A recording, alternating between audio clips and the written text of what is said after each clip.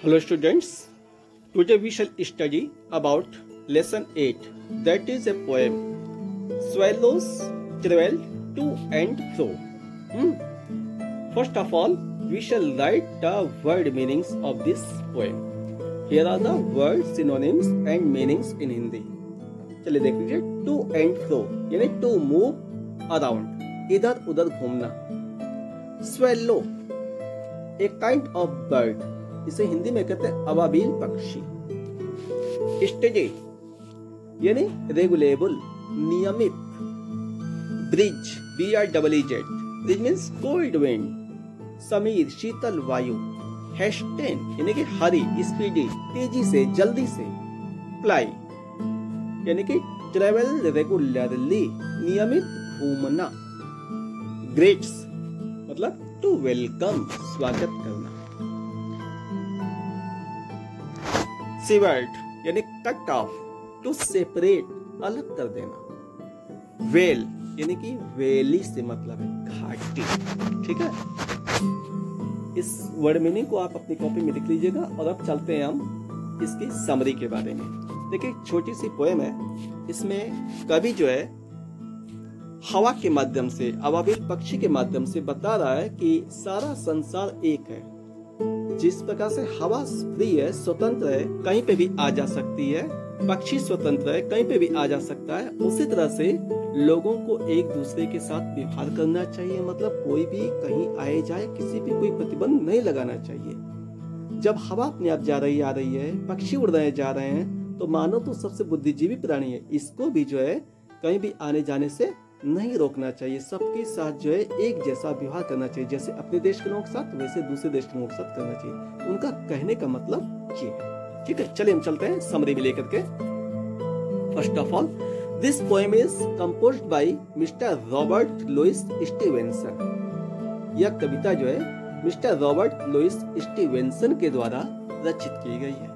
ठीक, so this poem, इस कविता के माध्यम से, through this poem, the poet wants to demonstrate the freedom of the world and one's connection to everyone else. कह रहा कवि, the poet wants to demonstrate the freedom of the world. कवि जो है पूरे संसार की स्वतंत्रता को चाहता है. क्या? And one's connection to everyone else, और हर किसी का दूसरे के साथ जो कनेक्शन हो जाए, यानी कि संपर्क हो सके, वो ऐसा चाहता है कि लोग एक दूसरे से संपर्क साध सके. इसमें कोई रोक टोक न हो. This things begins with swaying motion of the wind. This things begins, और उसकी यह जो सोच शुरू होती है पोएम में किसके साथ? Begins with the swaying motion of the wind. हवा के प्रवास से जो है स्टार्ट होती है. जिस प्रकार से हवा चल रही है, उसी से वो अपनी कल्पना को बता रहा है. कह रहा, the wind bears love on its back and transports it wherever it travels. The wind bears love on its back. हवा जब आती, शीतल वायु आती है ना, तो अपने साथ प्रेम लेकर के आती है. यानी प्रेम का मतलब खुशियां लेकर के आती है. लोग खुश हो जाते हैं शीतल वायु के बहने पे. और क्या होता है? And transports it wherever it travels, और जहां कहीं जाती है उस खुशी को लेकर के जाती है. ठीक है, अकॉर्डिंग टू द पोएट, तो कवि के अनुसार, अकॉर्डिंग टू द पोएट, कवि के अनुसार, the swallows who travel from one country to another, वे अबाबिल पक्षी जो एक देश से दूसरे देश की यात्रा करते हैं, दे आर सेम, वे भी वैसे ही हैं. दे आर द सेम, एकदम वैसे ही हैं. कैसे? As the wind is free to go anywhere.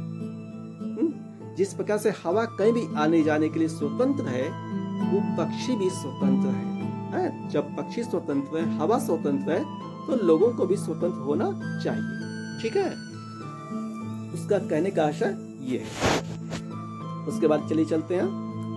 The poet says, कवि कहता है, that when summer comes, जब गर्मी का मौसम आता है, गर्मी की ऋतु आती है, the world is awash, the world is awash, awash माने ए हाउस, आवास, घर, गृह।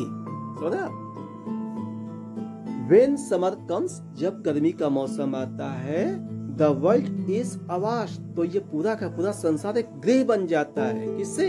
With creatures, तमाम प्राणियों का, and ripen harvest, पकी हुई फसलों का, यह एक आवास बन जाता है। And the breeze brings into contact, and the breeze यानी कि ठंडी वायु, शीतल वायु समेत, brings into contact, संपर्क में लाती है। डिस्टेंट थिंग्स यानी कि भिन्न भिन्न वस्तुओं को संपर्क में लाती है। दिस कनेक्शन, और ये जो कनेक्शन है ना, जो लगाव है, जो अटैचमेंट है, this connection should make one tremble with delight. This connection, और यह कनेक्शन जो है ना, जो लगाव है, should make one tremble with delight, लोगों को खुशियों, डिलाइट माने खुशियां, आनंदित कर देता है। लोगों में जो है स्पंदन होने लगता है। टेम्बल माने कांपना होता है, लेकिन यहाँ पे स्पंदन होने लगता है। इस कनेक्शन को सोच करके लोगों में आनंद का स्पंदन होने लगता है। लोगों में झुर्रियां सी उठने लगती हैं, खुश हो जाते हैं। दैट्स ऑल बेटा, यही है इस कविता में। इस समरी को आप कॉपी में लिख लीजिएगा। और आज के लिए इतना ही। इसके बाद एक्सरसाइज जो है अगले दिन हम सेंड कर देंगे। ठीक है? That's all. Thank you.